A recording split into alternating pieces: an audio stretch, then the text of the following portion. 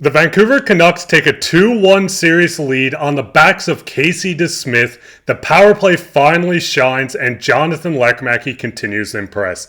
We'll get into this later on this episode, but before I start, I just want to say to thousands of you watching that aren't subscribed, make sure to go down and hit that subscribe button. We'll be here all season long, giving you updates from all around the Canucks. But with that, we'll hop straight into the first topic today, which is Jonathan Lekkerimäki continues to shine. Now, the big thing with Jonathan Lekkerimaki is a lot of you guys already know who he is. He's the Canucks' top prospect, in my opinion, and he's just continuing his dominance. We see from Dave Hall, a reporter and just kind of a prospects insider with the Vancouver Canucks, says Jonathan Lekkerimaki has made the squad that will suit up for the Bentino Cup, a small tournament between Switzerland, Finland. There's a couple other teams, but it's more of a European tournament. So we do see him make this, and it is quite entertaining to see that Jonathan Lekkerimaki is making so many different teams throughout the years. As you can see here, you can pause and look at the roster itself, but Lekkerimaki does headline some of the forwards on this team. The big thing with this as well, he did end up making Sweden's World Championship roster. A lot of people are already seeing this coming, as he was only in Abbotsford for about 2 to 3 weeks because of this. But the biggest thing with Jonathan Lekkerimaki is just how much he's been impressing this Canucks team and Canucks fans. If you wanted to look at him at first, he is just 19 years old, playing in Sweden and currently in Sweden for the tournaments. He's a right wing, 5'11", 172 pounds. He was drafted by the Canucks 15th overall, and just saying Lekkerimaki has played a lot of hockey this year is kind of an understatement. The first thing I want to look at, you look at this guy playing with Abro in the Swedish Hockey League Tier 1. He dragged his team into the playoffs. They ultimately did lose in the first round. We've seen him come over to the Abbotsford Canucks immediately after, play a few games with them. We've seen him play in the World Juniors. We've seen him lead the tournament in goal scoring. We've seen him make it to the finals, ultimately losing to USA in the finals. So he did get a silver medal. And now we see him playing in another European tournament. We see him playing in the World Championships of Hockey against some of the best in the world. And just honestly looking at this guy, his development, he's going to be an absolute stud. And just, Griffin, what's your thoughts on Lekkerimaki, and where do you think he plays with the Canucks next season? I think it's awesome. It's great news for Lekkerimaki, first of all, to go for the Swedish team. It's great to represent your country any chance you get. I definitely think he will be playing for Abbotsford next year and probably fighting for a roster spot with the Vancouver Canucks as well. Lafferty's contract is coming up, so it's a matter of whether Vancouver is going to re-sign him or let him go. If they let him go, have him compete with the other prospects for that other right-wing position. If not, have him fill in as an injury role if they need him later on down the line in the season. Yeah, because the big thing with Lekkerimaki too is he's so lethal in the power play. We've seen him in Abbotsford doing it. We've seen him in the Swedish Hockey League. We've seen him in the World Juniors. This guy is just offensively talented. So I do think he'll be fighting in training camp just to get into the Canucks lineup. Hopefully he does make it. I know there's a lot of guys like Podkolzin that's still trying to get a spot in this lineup. We see Baines trying to fight his way up from Abbotsford. So it's going to be quite interesting to see where Jonathan Lekkerimaki plays. But he definitely has a well-needed rest this summer to get back into game shape after playing all these games throughout different tournaments, leagues, everything like that. And it's going to be huge for Canucks fans. But with that, we'll get into the second topic today, which is the Canucks take a 2-1 series lead. Now, obviously, if you watched the game last night, we've seen that the Vancouver Canucks won 2-1 against the Nashville Predators to take Game 3 and to take the series lead 2-1. The biggest concern with this was just the fact that the Canucks couldn't really get any shots on goal. The first thing I wanted to say, I think it took them 11 minutes to get their first shot on the power play, which ended up being a goal. And just, Griffin, what's your thoughts on the lack of shots by the Canucks? And is it a bit worrying to you with seeing that they only had 12 shots in total?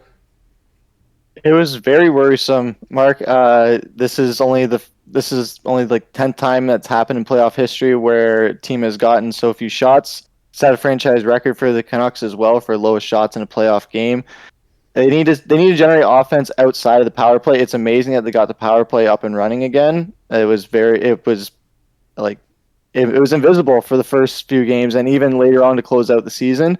And now to see it return back is great, but we need to start getting some offense and even strength because if it wasn't, it might have been a 1-0 game, and that's very, very concerning, especially when Casey DeSmith had a great game, but he can't always get bailed out by your goalie. You can't always rely on one position in general. So at some point, even strength has to do their job for sure. Yeah, like exactly like you said, it's just worrisome seeing 12 shots. Like you said, it's in franchise history for the most shots in the playoffs. It's 10th time in the NHL that someone had 12 shots or less where they ended up winning a game. So it is a bit worrying. But like you said, we did see the power play score, and that leads me to the third topic: special teams, special plays, special players. And with that, we've seen JT Miller score. He said, "What's up, brothers?" Finally got him on the score sheet. We've seen Brock Boeser come in and get the second power play goal. And just what's your thoughts on these two goals? And do you think now that they finally got these power play goals, it's going to open up the floodgates for the Canucks? I'm hoping so. I think having Miller and Besser get on the point sheet was really big because they're top 2 out of 3 scorers, and now Pettersson and Hughes just got to show up a bit more. But Hughes was covered like white on rice, so he couldn't really do much. Pettersson, he had a pretty alright game. Getting the assist was big, so hopefully game 4, we get more into the swing of things as far as getting our stars getting pucks in the net. But yeah, the power play goals were nice. It was a great shot pass by Miller to Boeser to just tuck it right between the legs. Saros didn't even know where it was going, really. And Miller had a nice Boeser again. He set up Miller with a nice screen for him to just blast it right through there, and it was really cool to see that happen on the power play. But again, we just gotta get those even strength goals going and get out of our own zone again. Yeah, that's the big thing. It always seems like the Canucks, especially towards the end of the year, it's, hey, we can't score on the power play, so we're going to score everything even strength. Hey, we can't save a shot, and then next game they save every shot. And now it seems like it's bounced to the point of an incredible goalie. They can't get shots, and they can only score on the power play. But when you do look at the stats, overall as a game, it is concerning for the Canucks where they only had 12 shots on goal. They were pretty much terrible on the faceoffs with only 36% compared to Nashville's 63.3%. We see the power play finally stepped up, like you were saying, 66.7%. They were 2 for 3, which is incredible, especially for how they've been struggling. We see the penalty minutes were kind of even, the hits were around the same. The Canucks did a great job blocking the shots. We've seen Cole get down, block a shot with his head. We see the giveaways were kind of in the Canucks' favor, and same with the takeaways. But overall, as this game went on, if this game was replayed maybe 10, 30 times, I think Nashville comes out with a win a lot of times. And what's your thoughts on that? I think you're absolutely right. I think the reason why Vancouver was able to stay in this game is they kind of adopted Nashville's strategy from game 2, where they said, you know what? We might not have a lot of chances offensively, but on defense, we're going to try and lock them down. We'll block shots. We'll get in front of the puck as much as we can. Cole took that quite literally, taking one off the helmet. But yeah, they stopped a lot of shots. They weren't given a lot of opportunities, but again, that was due to Nashville not letting them out of their own zone and just dominating the neutral zone. Like, it was very rare to see Vancouver get behind enemy lines last night, but when they did, they were able to get some opportunities out of it. Yeah, I'm sure Tocchet's going to have a lot of adjustments going into the game. And everyone that was watching, I'm sure it kind of feels the same way we did.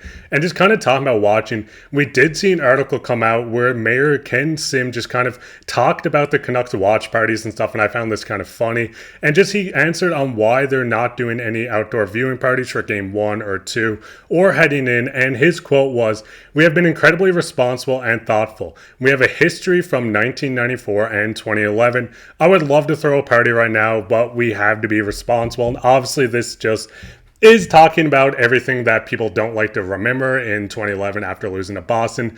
So hopefully they do end up getting watch parties. Hopefully the city doesn't get destroyed again. But overall, watching this Canucks game, it was a little frustrating. Seeing them not get goals, they ultimately got the win. That's all that matters. Playoff hockey is kind of like voodoo. You get a bounce here and there. You can end up winning the cups. I mean, we've seen the Florida Panthers make it to the finals last year after almost being rode off. So what's your guys' thoughts on everything we really talked about? Just kind of what the mayor was talking about. What's your thoughts on no watch parties? What's your thoughts on the games? Are you worried about any kind of just things about the Canucks heading into game 4? And what's your thoughts on Jonathan Lekkerimäki? Do you think he finally makes the Canucks next season? Or do you think he spends the year in Abbotsford? But with that, we'll get into everyone's favorite topic, which is comment of the day. And the comment of the day comes from the Master Doge, and he says, "Say sorry to Casey right now."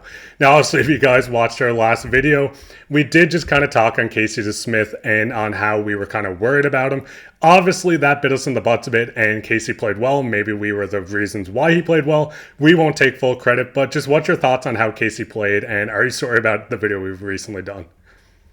I would like to issue a formal apology to Casey DeSmith and to anyone who was upset by that. We might have been drinking the Kool-Aid of concern a little bit too much, but when the numbers are what they are, you go by what you see. However, he played a phenomenal game. He got his first career playoff win in a game that we desperately needed. The team definitely rallied behind him. He was like, I was watching the game with a buddy, and when DeSmith took that hit from behind the net, I turned to him and I said, he's going to get a shutout now because of that goal, because of that hit. He wasn't able to pull off the shutout. He got damn close, but it was very interesting to watch, and his smile after that had me very relaxed for a bit until the third period at least, when things got really stressful. But yeah, when he took that hit and was smiling coming up, I was like, okay, I think he's settled in. Yeah, no, I can't agree more. I agree that we do need to say sorry on this. Obviously, if we were right on everything, we would win the lottery every week. But that'd be it for this episode of Canucks Digest. I've been your host, Mark Pye, followed by my co-host, Griffin. If you enjoyed this episode, make sure to go down and hit that like button. Leave a comment. You could be featured on the next comment of the day. While you're down there, share this with your friends. Leave a subscribe if you enjoyed this episode. And with that, take care.